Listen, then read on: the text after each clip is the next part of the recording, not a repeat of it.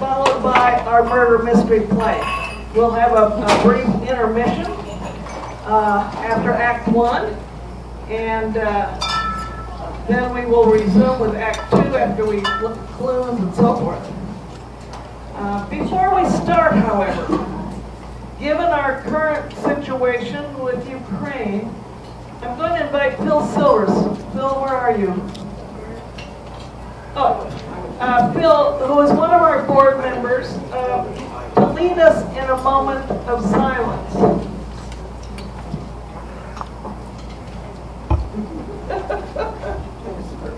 I don't think I planned this. After the last couple years, we all need some relief, some fun, some frivolity. At the same time, we invite you to take a moment of silence, a moment of silent tribute to those who are valiantly fighting for democracy against tyranny in Uganda. And for the innocents who are suffering or who have died. And for the responders in Poland, Romania, Moldova, NATO, and beyond, who have inspired us. A moment of silent tribute to all of them.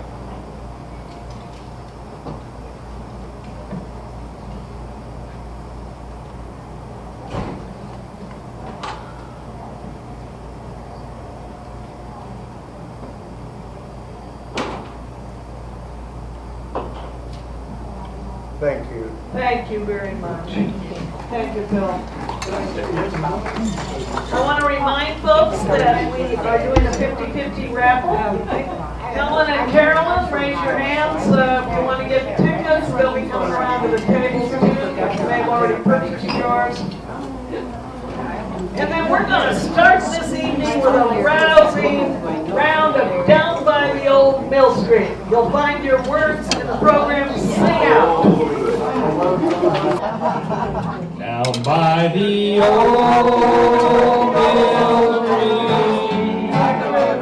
street, where I first met you, with your eyes so blue, dressed in gingham blue. It was there I knew that you loved me true. You were 16,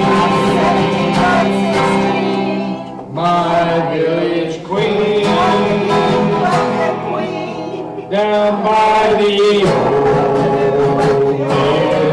mill stream, down by the old mill stream, where I first met you,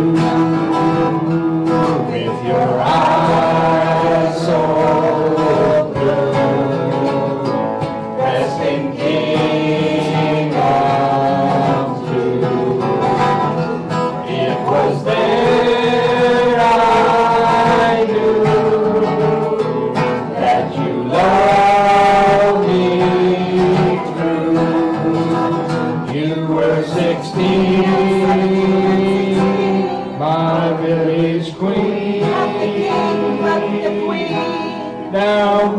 by the old mill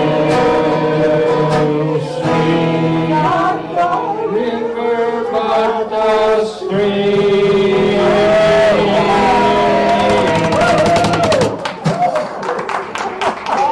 We're gonna join in. She'll be coming around the mountain as our cast members take their place. You'll find again, you'll find the words in your program.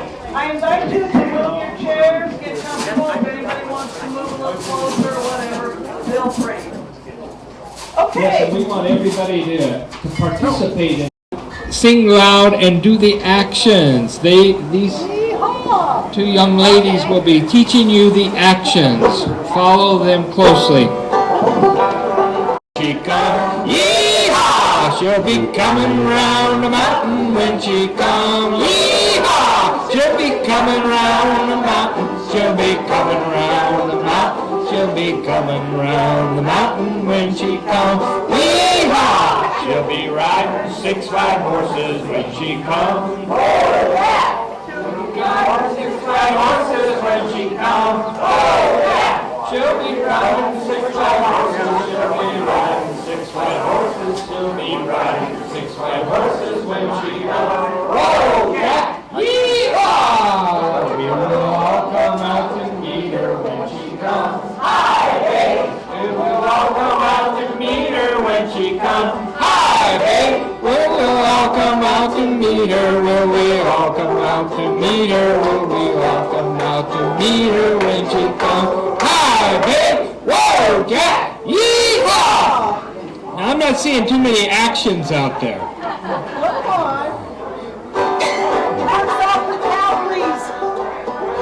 We will kill the old red rooster when she comes. Chop, chop! We will kill the old red rooster when she comes. Chop, chop! We will kill the old red rooster. We will kill the old red rooster. We will kill the old red rooster when she comes. Chop, chop! Hi, babe! Whoa, Jack! Yee-haw! We will all have chicken and dumplings when she comes. Yum, yum! Chop! Hi, babe! Whoa, Jack! Yee-haw!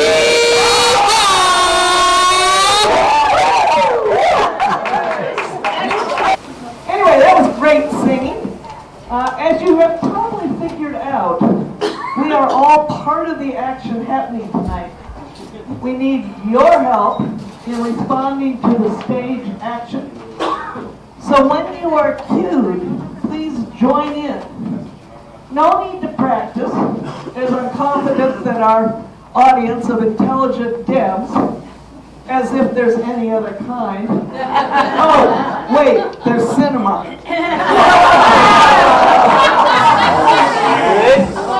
Anyway, I'm confident when you see the cue, you will.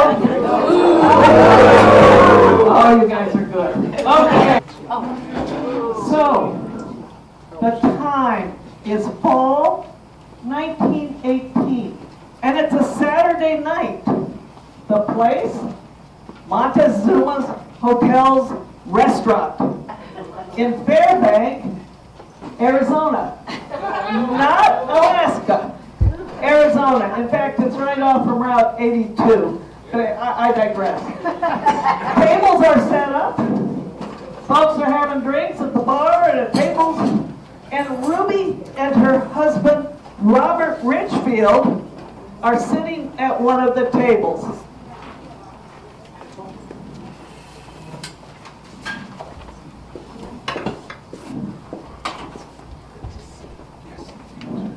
Well, hello there, pretty lady.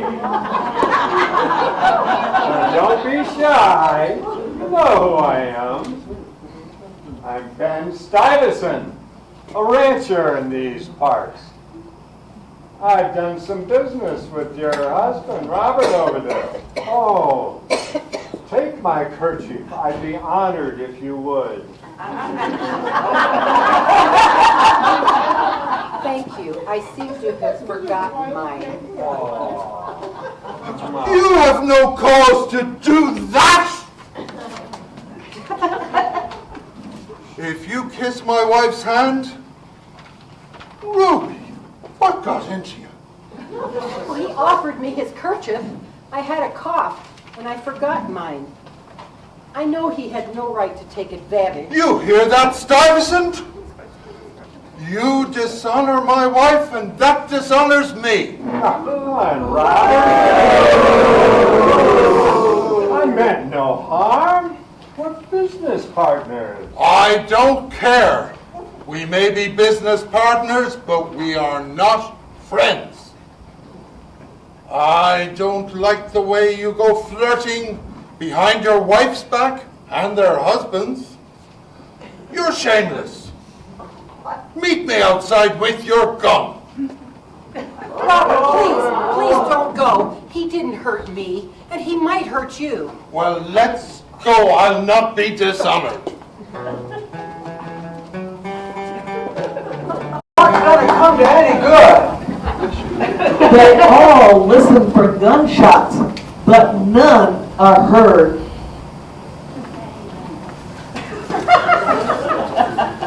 Doc, you're needed outside. What happened? Well, Ruby rushed out there. I'm so frustrated. Ruby rushed out there, and she just got between the two gunmen, and she fell over and collapsed and died.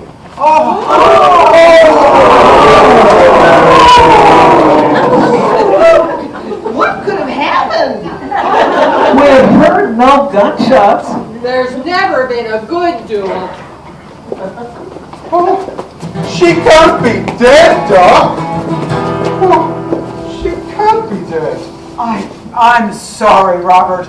I've done what I could. We took her to her friend Senora Maria's room.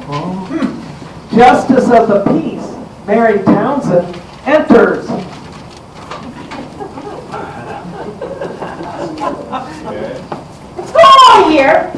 Did I hear someone shot the deputy? I shot the sheriff. But I did not shoot the deputy. Well, No, there was no duel. Well, there was a duel, but Ruby rushed out there, and in between the two, and she collapsed and she died. Nobody got shot. Well, who shot who? No one shot anyone, Justice. Well, we went out and we pulled our guns out, and Ruby just fell down in the street before we could aim our guns at each other. Never try to stop a duel in progress. no, nothing like that was ever wrong with her. Was she bit by a rattler? Someone poisoned her drink. Ben, you got reason for revenge with Robert? No, I meant no harm to her or Robert. No harm. You just about pulled your gun on her. Ha, he started it. I did not. No, I didn't. Forgot to bring my conjure gun. You began it. You gave my wife a kerchief and kissed her hand without her or my permission. I suspect it was your jealousy that killed her. Well, there might be some truth to that. But he egged me on. Hey, Doc, what's your verdict? I don't know. I ain't never seen anything like it before, her dying so quick. Well, I was at the table here when Ben came by. She had a cough. That's why he handed her his kerchief. Well, that was a kind gesture. May God save her soul. That girl needs no saving. She was one of the kindest, sweetest Ben there just went too far by kissing her hand. which got Robert all hot under the collar and he told Ben to meet him outside. Wait, sounds like you two men are to blame.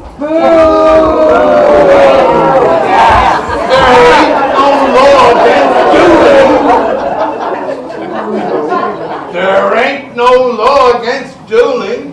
No, but there should be one against Because of a man's flirting and another man's jealousy, a lovely young innocent woman is dead.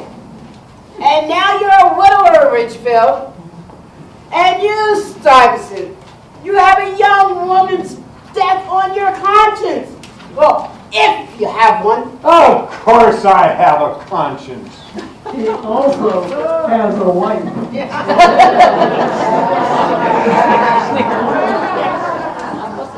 You could have refused to do. He started it. Oh, well, in this state of Arizona,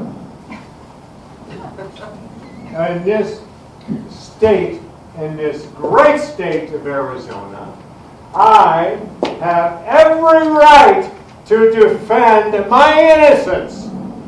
You could have apologized and just let it go. Yeah, he started it. Over his wife's objections, too. You know, you're both fools. I declare a night in jail to cool both of you off. but what about my Ruby? Senora Maria will take care of the arrangements. Okay, you guys. Wait a minute. What about that cough, Robert? Ruby have it for some time? No, she was just back from visiting her brother in Phoenix 2 days ago. Yesterday she started the cough. She felt tired and didn't want to come tonight, but I insisted. I wanted to celebrate her return from a week in Phoenix.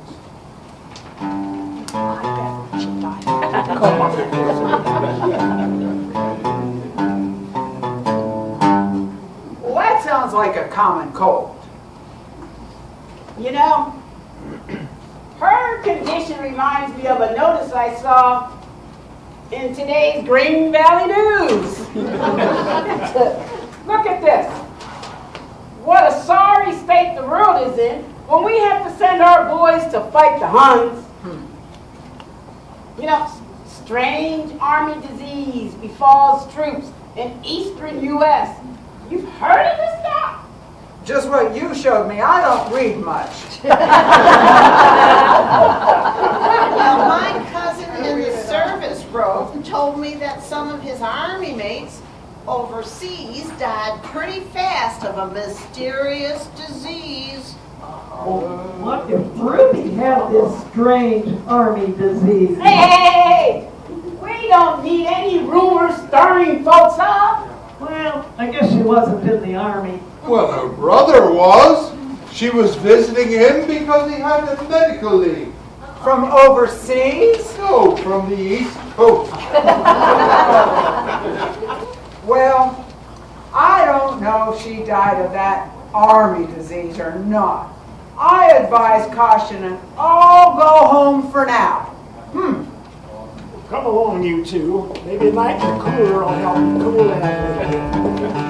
Okay, folks, you heard the doc. Let's be going home. Hey, we haven't had our dinner yet. Yeah, we all paid for it. We don't want to waste Chef Pierre's Saturday night special. What do you think, Doc? Oh, okay, but leave when you're done. Hey, do you think if Ruby had this army disease that it's catching? If it's not that disease, Doc, what did she die of? I don't know. Cowpoke Pete, a rough-looking, weathered cowboy, enters.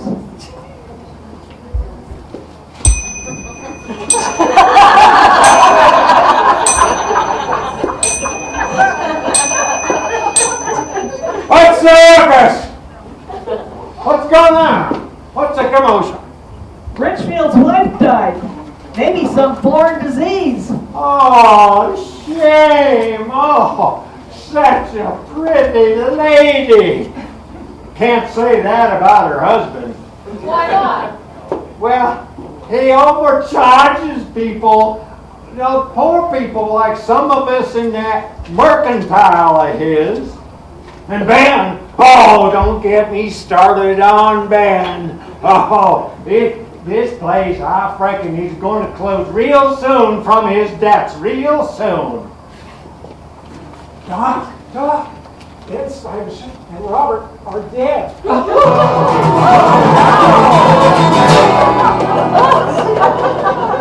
What? How? Well, I put them in their cells, and Ben was thirsty, so I went to get him a drink, and I came back, they were both dead. How were they killed? Well, I don't know, it wasn't gunshots, I took their guns away from them.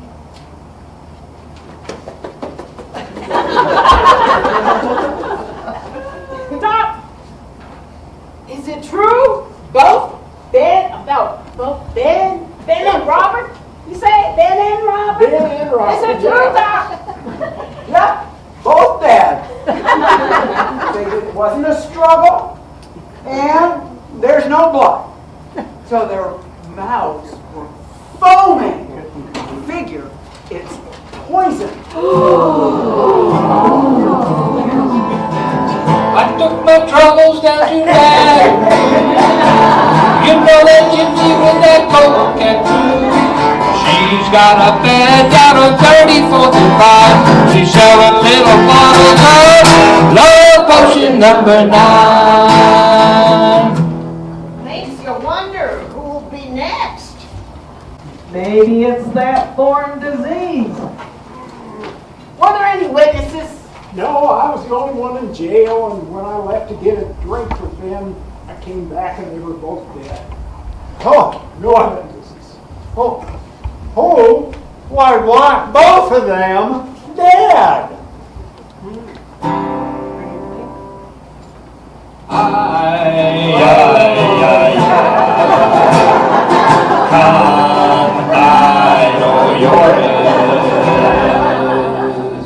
Who killed my Ben?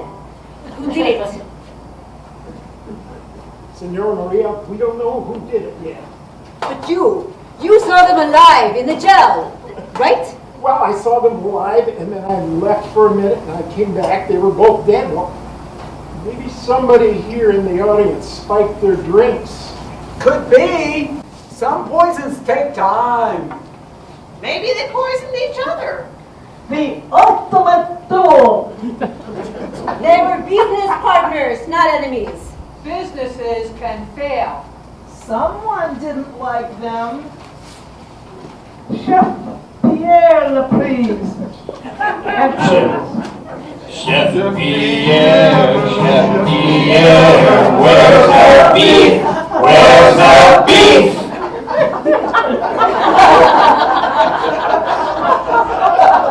Ladies and gentlemen, dinner is served. Thank goodness. I'm starved. Me too. C'est la spécialité de la maison bœuf bourguignon. That's why we're here, Doc. Yum! Hold your horses. Hold your horses. Did the prisoners get any of this food? Well, I didn't feed them. As hotel owner, Ben always tasted the food before he served the guests. Mon cher, what do you mean? My food is perfection. Over 20 years, nobody ever complains. Pierre, Ben and Robert Ridgefield are both dead. C'est terrible! Oh. It is. Well, just a thought. So, Robert supplied the meat. Robert and Ruby handled it. Ben tasted it. And Cowpoke supplied the meat to Robert. I saw him this morning bringing it in. Where is he? Pete's gone. Are you saying the meat's tainted? Maybe. Sorry, folks. No one touch the meat. I touched the meat. I tasted it. Well, if you drop dead, we'll know you've been poisoned.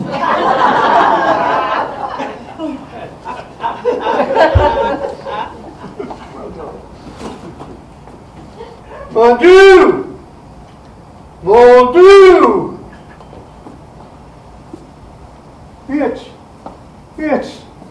It's Cowpoke Pete!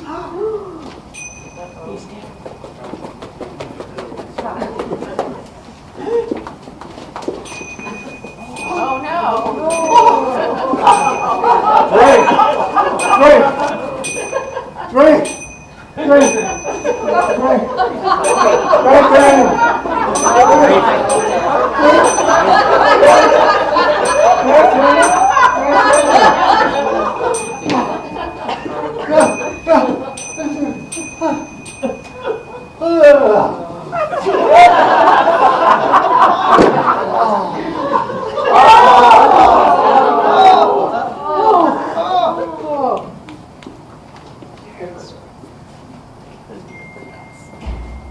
No pulse? Ew! Blood! Oh, Cowpoke Pete is dead! He's been stabbed!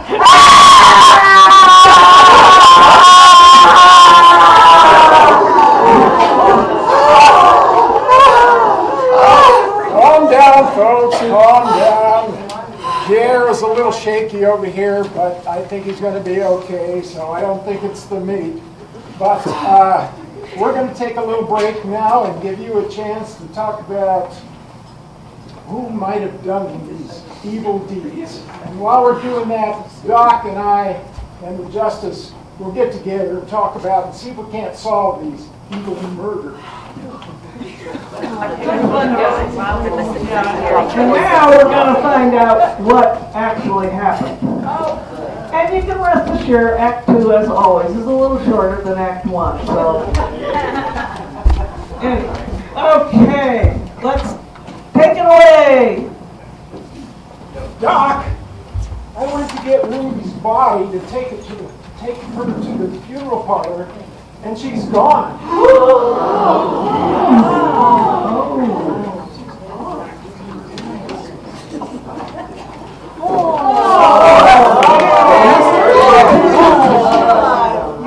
Deputy, Yes?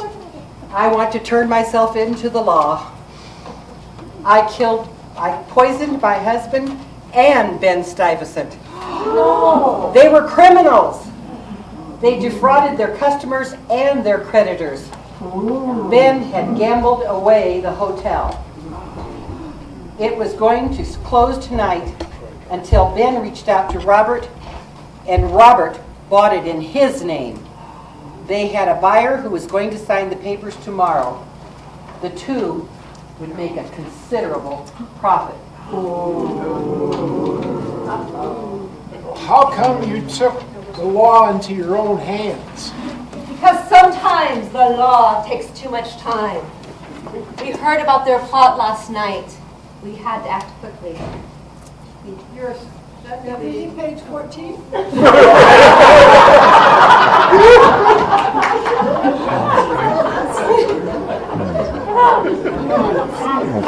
I got caught up in the action.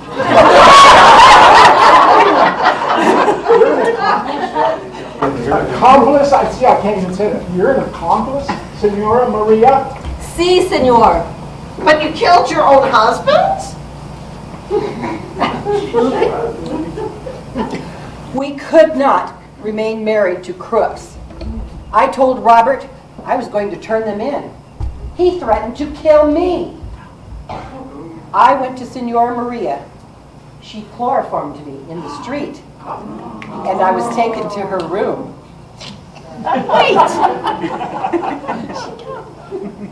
How did you know about the duel? That's the part of the plot we overheard. And Senora The duel was Maria, set too? up. Excuse me. Walk on my lines. The duel was set up to kill me. And Senora Maria too? No, they did not know I was involved. Well, what about Cowpoke Pete? You kill him too? I killed him because Pete's the one who overheard the two men talking about the duel. And he tried to blackmail Senora Maria.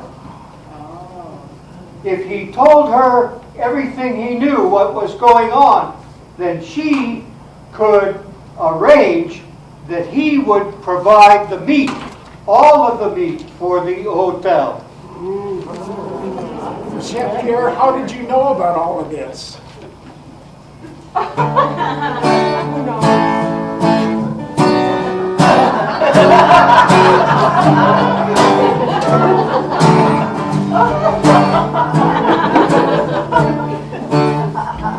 We are in love. I tell him everything. Well now, I don't agree with you ladies killing these men, but sounds like it might have been self-defense. I shall get you to the finest lawyers that I can find. But we have no money. Our menfolk gambled it all away on the Montezuma. But if the hotel is still in Robert's name, you may be able to claim it as his wife. And if the deal is already signed, sealed, and delivered with the new owner, both may be the two rich widows. Now that sounds like Montezuma's revenge on two unlucky criminals. Let's give a toast to the heroines of Fairbank.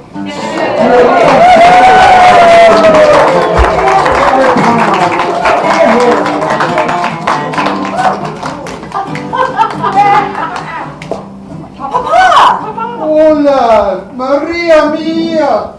You came all the way from Mexico City to see me. Por supuesto. Anne, I am going to buy this hotel from your no-good husband and his no-good business partner.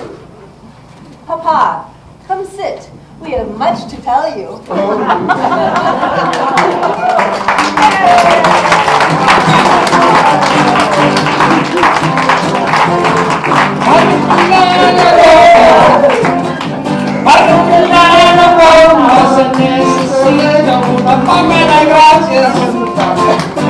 Una poca de gracia, soprattutto così, ai arriva, ti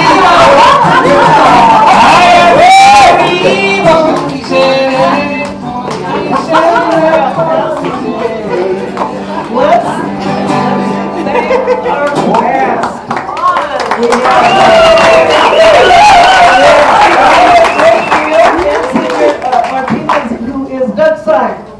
We have Ruby Ridgefield, who is Barbara Villazizi.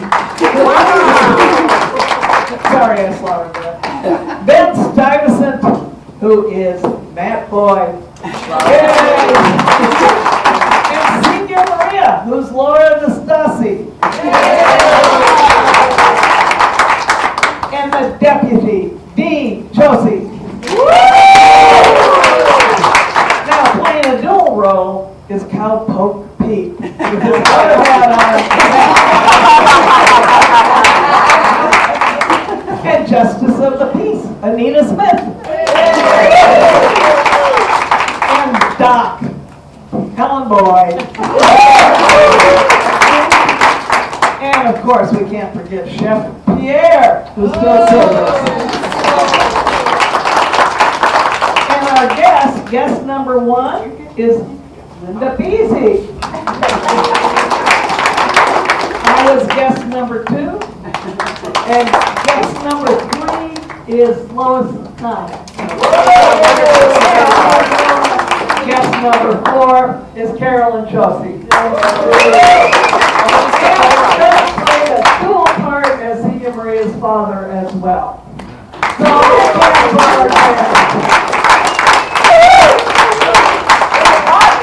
and now we have something special. Oh, exit. Yes, exit. Oh, wait, I think he's getting a picture. Author.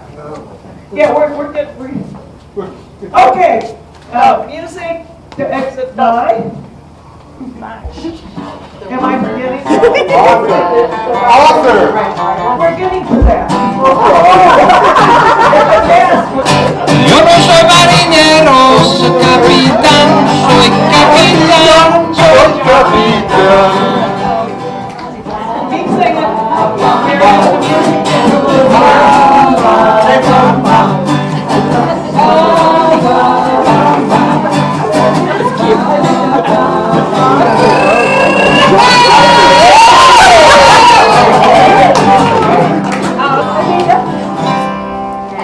Okay.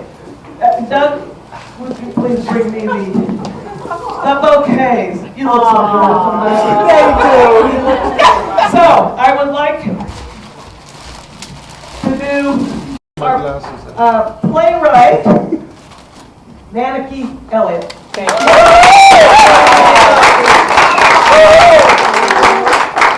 And our associate playwright and our graphics person, Anita Smith.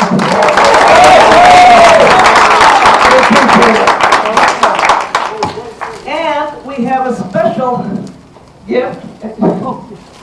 So we have a special gift for our musician extraordinaire. And this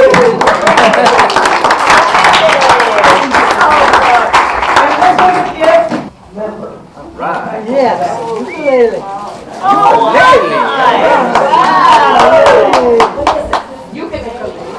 It's oh my goodness.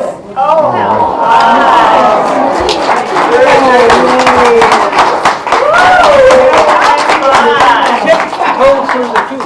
Yes, through the tulips. Very nice, thank you. Welcome, thank you. Yes. Thank you to all the participants. We need to award our prize for our best dressed cowpoke. And our judging team has handed me the results on a chicken tab.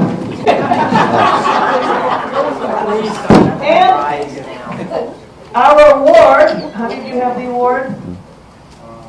Please? Yes, I do. More flourish. Good. Our award goes to Susan Moulton.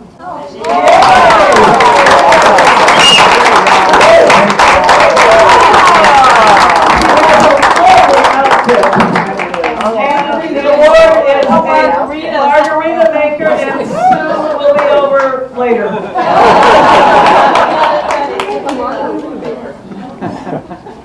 So where's the club president? Oh, really? Really? I just got the word that Randy's ukulele had broken, so he needed a new one.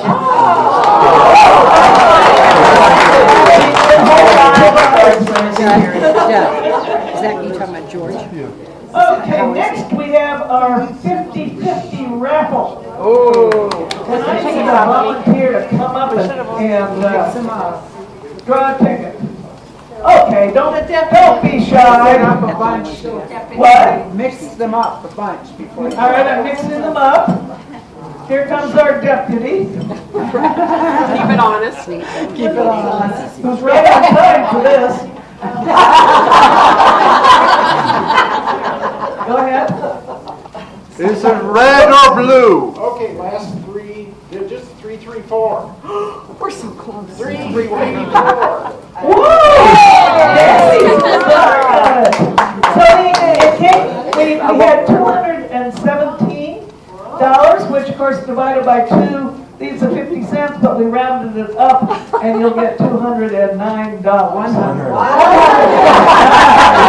That's why I don't do higher math. And lastly, if you would check your chairs. back. Take the pinata, maybe. Okay, if you would check the Look on the back back of your of your chair, chair. somebody has a piece of tape at each table. And that piece of tape means that you get to go home. So you got the hat? Our fun evening is going to close. She gave Little small. She gave away the Cowgirl and cowboy fashion. Let's end with a true American favorite. One we all grew up with. Home on the Range. Where the deer and the antelope play, where seldom is heard a discouraging word, and the sky will not cloudy obey. Home on the range, where the deer and the antelope play, where seldom is heard a discouraging word, and the skies are not cloudy all day.